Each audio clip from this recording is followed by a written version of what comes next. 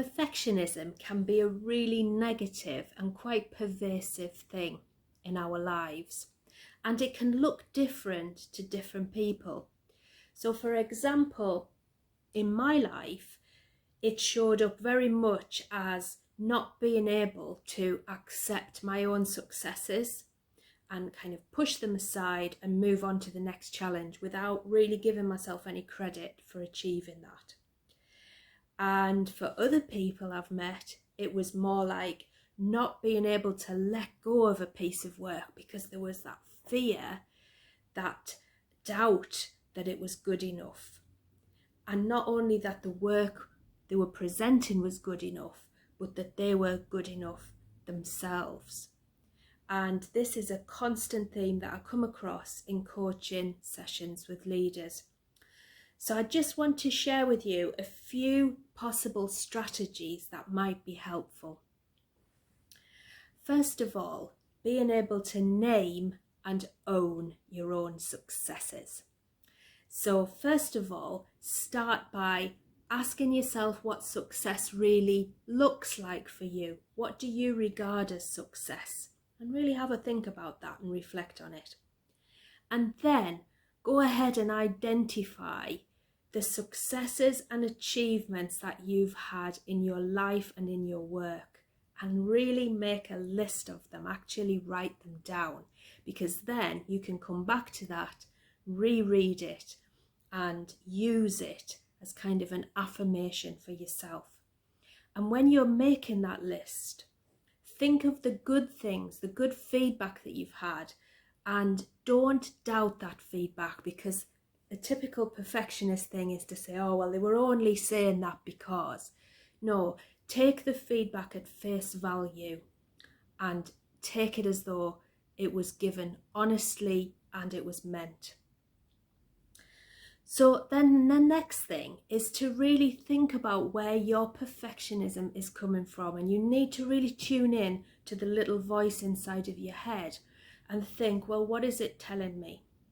And if it's telling me that I'm not good enough, where is that voice coming from? Where did it start? And so if you can roll back to where you first heard that voice, and sometimes people can identify the voice of a parent or a teacher in their childhood who said or did something that made them feel that they weren't good enough. And then they've spent the following years and years trying to prove something. So if you can tune back and look at where that voice came from, you can look at it with a pair of adult eyes, and you can recognize that what was important to you then, the need for approval from caregivers or important people in your life, is not relevant now. And that will help you to loosen the grip of that negative thought that might keep coming back to you. And I would just stress at this point that if it's a very painful or traumatic memory for you, then I would really recommend that you get some therapeutic support for that, because it can be really, really difficult looking back like that.